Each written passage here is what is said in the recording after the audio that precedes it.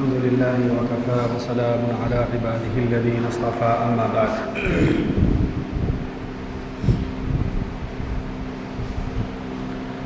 أعوذ بالله من الشيطان الرجيم بسم الله الرحمن الرحيم ما كان محمد أبا أحد من رجالكم ولكن رسول الله وخاتم النبيين صدق الله العظيم.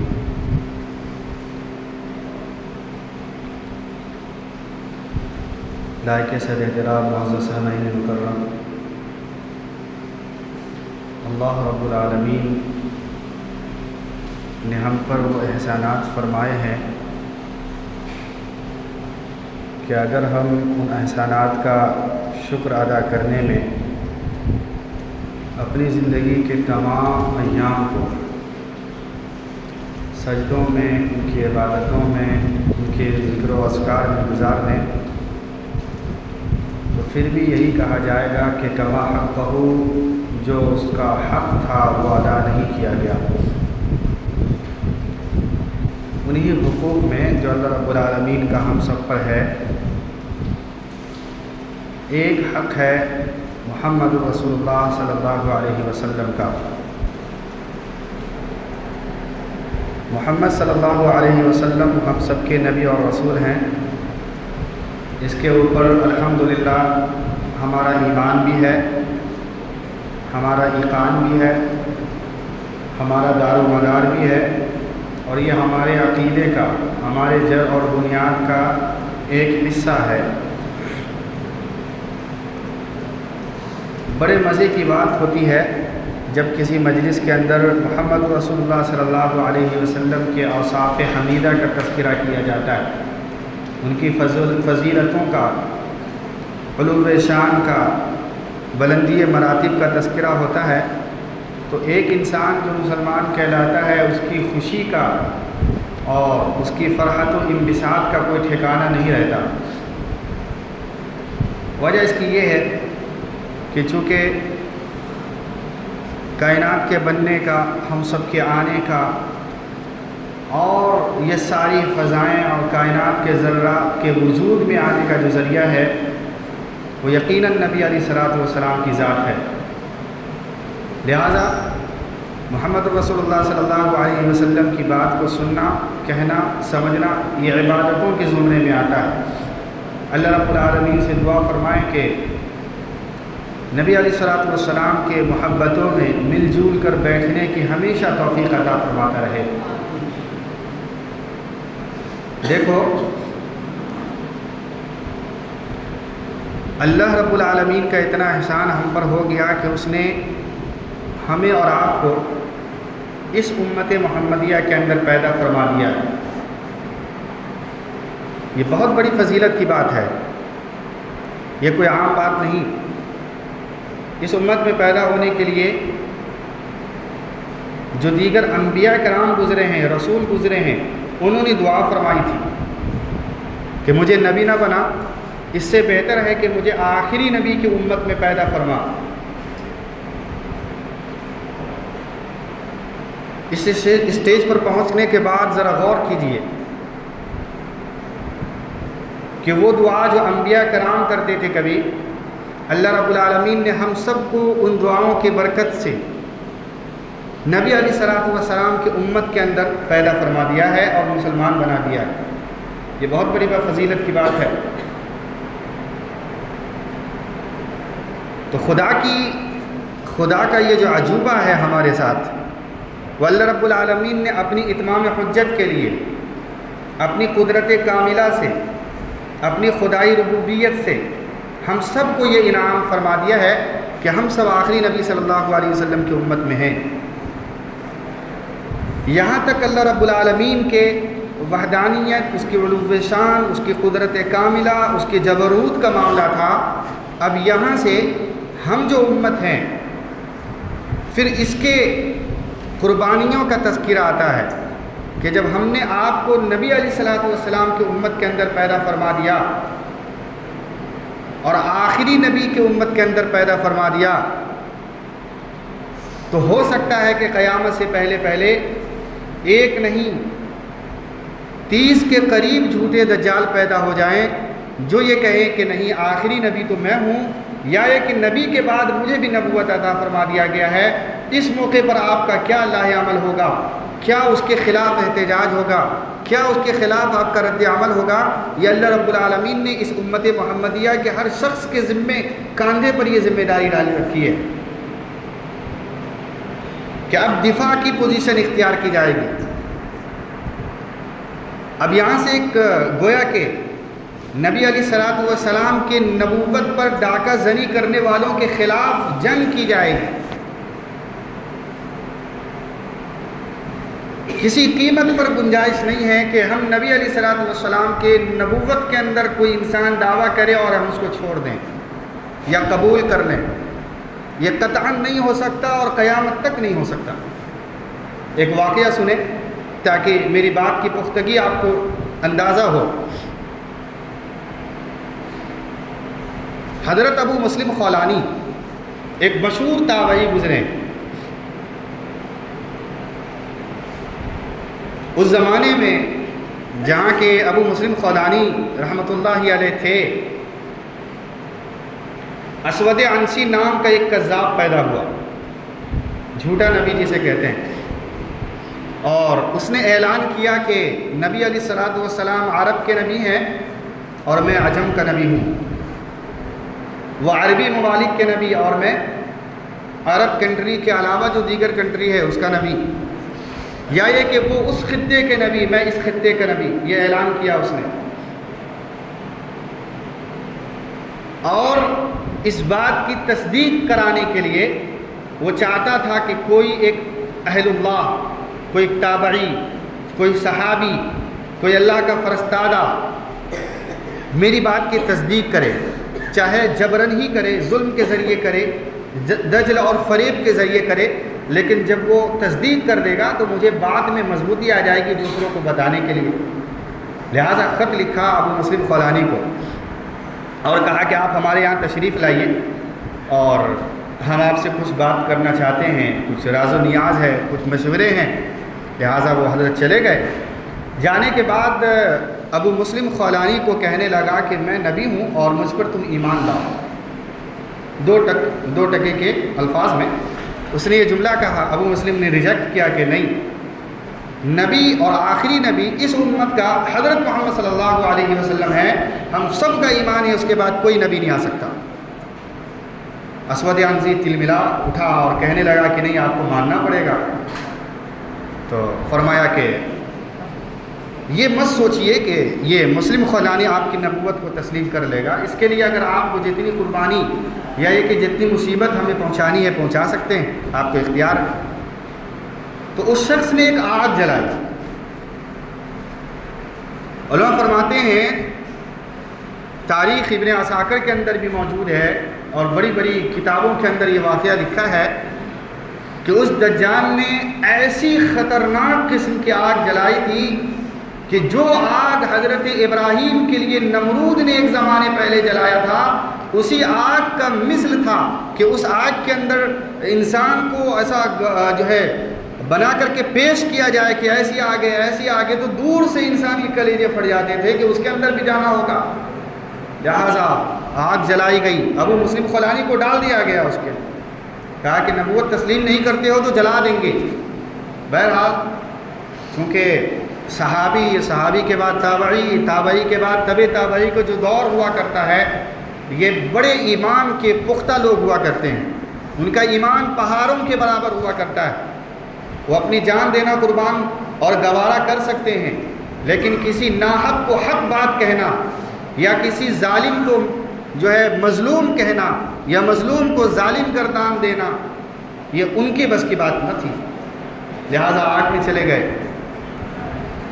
آپ کو حیرت ہوگا کہ آگ میں جانے کے بعد تاریخ گواہ ہے اس بات پر کہ جس طریقے سے حضرت ابراہیم علی نبینا علیہ الصلاۃ والسلام پر نمرود کی آگ گلے گلزار ہو گئی تھی، بعین ہی اسی طریقے سے اس امت محمدیہ محمد الرسول اللہ صلی اللہ علیہ وسلم کے ایک ادنا سے خادم اور غلام کے لیے اللہ رب العالمین نے آگ کی جو کیفیت تھی، آگ کی جو تپش تھی، آگ کے اندر جو جلانے کی پاور اور طاقت تھی، اللہ رب العالمین نے ان کے لیے بھی گل گلزار بنا دیا۔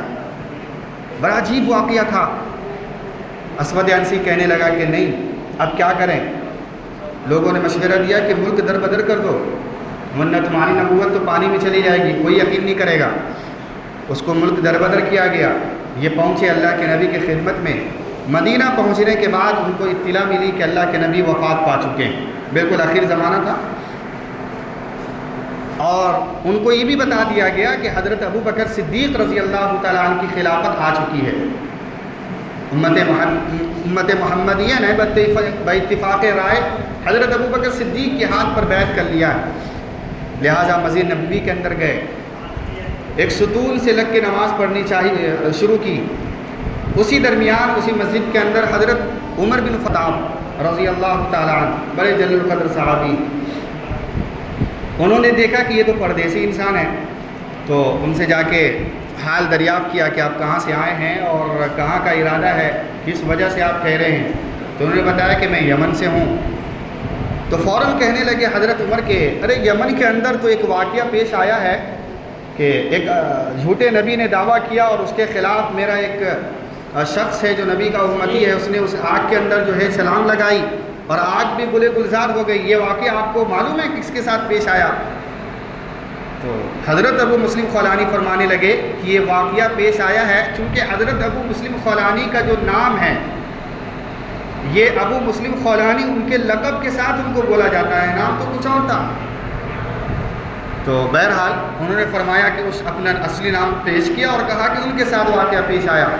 اسی درمیان میں علماء فرماتے ہیں کہ حضرت عمر فاروق کی فراست اور علم کا جو معیار تھا، ان کی ذہنی جو توانائی تھی وہ کام کر چکی تھی اور پہچان چکے تھے یہ وہی شخص ہے، لہٰذا اٹھنے کے بعد پیشانی کو بوسہ دیا، اور بوسہ دینے کے بعد ان سے معانقہ سلام کلام ہونے کے بعد بڑی خوشی کے ساتھ حضرت ابو بکر صدیق کے پاس لے کر کے گئے، ان کے پاس لے کر کے گئے اور کہا کہ ابو بکر تمہیں معلوم ہے یہ شخص کون ہے؟ فرمایا کہ بتائیں۔ آپ نے فرمایا کہ یہ وہ شخص ہے کہ ایک جھوٹے نبی نے دعویٰ کیا، اس کے خلاف انہوں نے عالم جہاد بلند کیا، ان کو آگ میں ڈالا گیا، اللہ رب العالمین نے آگ کو گلے گلزار فرما دیا ہے، یہ تو ہمارے لیے حضرت ابراہیم کی سنت کو زندہ کرنے والے لوگ ہیں۔ حضرت ابو بکر صدیق بھی بڑے معناس صحابی، بیچ میں ان کو ابو مسلم خولانی کو بیٹھایا، ایک طرف خود بیٹھے، بائیں طرف حضرت عمر بن خطاب کو بیٹھائے، اور اس طریقے سے حضرت عبیدہ بن جراح ہیں اور دیگر جو ہے عشرہ مبشرات ہیں، اس طرف بھی بڑے بڑے صحابیوں کی لائن لگائی، اور سب مل کر کے پھر ایک بات پر انہوں نے اجتماع کیا کہ آج کے بعد قیامت تو قائم ہو سکتی ہے، لیکن محمد رسول اللہ صلی اللہ علیہ وسلم کی نبوت پر اگر کوئی یہ شخص کہتا ہے کہ میں نبی ہوں تو اس کا اقرار نہیں کیا جائے گا۔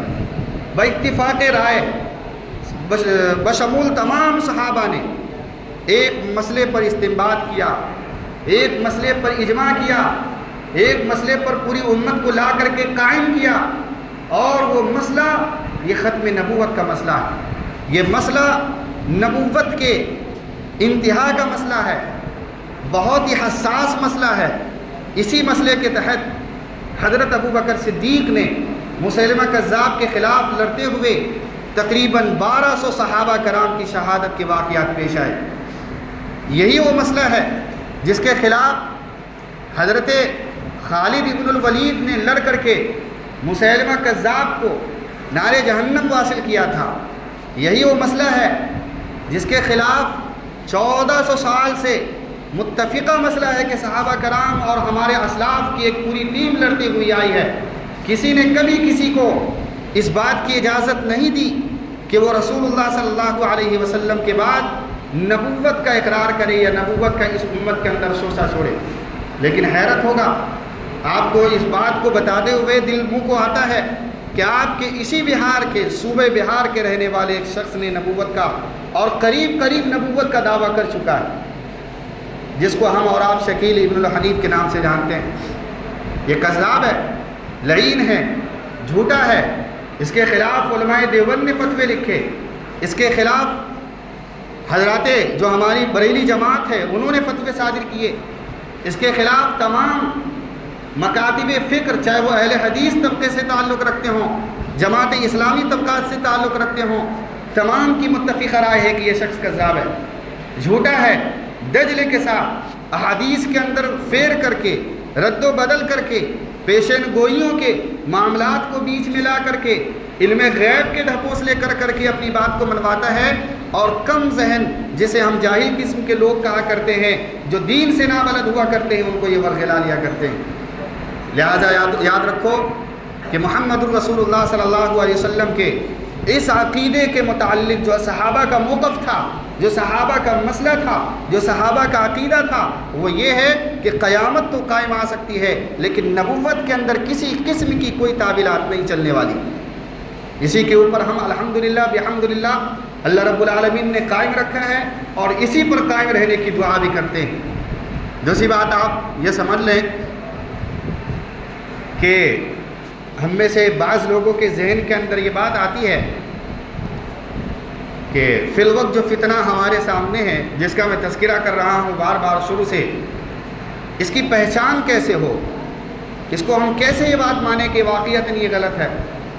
علماء نے تو ہمیں راہ دکھا دی، علماء نے تو فتوے صادر کر دیے، مسائل لکھ دیے، لیکن کم از کم ہمارے عقل اور ذہن کے اندر بھی تو کوئی بات آئے جس کی وجہ سے میں اس پوزیشن پر پہنچوں کہ میں اس کو جھٹلا سکوں۔ اس تعلق سے 5 باتیں آپ کے سامنے عرض کروں گا چونکہ وقت بہت کم ہے۔ محمد رسول اللہ صلی اللہ علیہ وسلم نے ایک چٹھی ہمارے ہاتھ میں دی ہے۔ یاد رکھو، آپ جس بھی ملک کے اندر رہتے ہیں، جس بھی علاقے کے اندر رہتے ہیں، جس بھی گورنمنٹ کے تعلق سے آپ رہتے ہیں، اس کی ماتحتی میں رہتے ہیں، اس کا ایک فوٹو کاپی ہوتا ہے جسے ہم آدھار کارڈ کہتے ہیں۔ آپ ذرا آدھار کارڈ پہ غور کرو، آدھار کارڈ کے اندر کتنے جز ہوتے ہیں پہچان کے لیے؟ نمبر 1 انسان کا نام، نمبر 2 اس کے والد کا نام، نمبر 3 اس کا سرنیم ہوا کرتا ہے، نمبر 4 اب پھر ملک کے اعتبار سے کس ملک کا رہنے والا ہے، کہاں وہ پیدا ہوا اور اس کا پن کوڈ کیا ہے، اور یہ پتہ، ایڈریس۔ یہ 5-7 چیزوں کے علاوہ آپ کو کچھ نہیں نظر آتا۔ لیکن کوئی ہم میں سے عقل مند ایسا کوئی شخص ہے کہ آدھار کارڈ کسی انسان کا لے اور اس کے بعد اس پڑھنے کے بعد اس پتے پر نہ پہنچ پائے؟ یقیناً پہنچ جاتے ہیں۔ بھائی جس کا آدھار کارڈ ہے، جو پتہ لکھا ہے، اس میں کسی قسم کی کوئی تعویلات ہوتی ہے؟ جس کا ہے وہ شخص بعین ہی مان لیا جاتا ہے کہ وہی شخص ہے۔ تو 5, 6, 7, 8 چیزوں کی بنیاد پر ہماری یہ عدلیہ، ہمارا یہ قانون، ہماری یہ عقل کہتی ہے کہ اس انسان کی شناخت اور پہچان کے لیے کافی ہے۔ محمد الرسول اللہ صلی اللہ علیہ وسلم نے حضرت مہدی کی جو علامتیں بتائی ہیں وہ 5-7 نہیں ہیں، تقریباً 250 علامتیں ہیں۔ 250 علامتیں کہاں تک لے کے چلیں گے آپ اس کو؟ 250 علامتیں، ان کا نام کیا ہوگا؟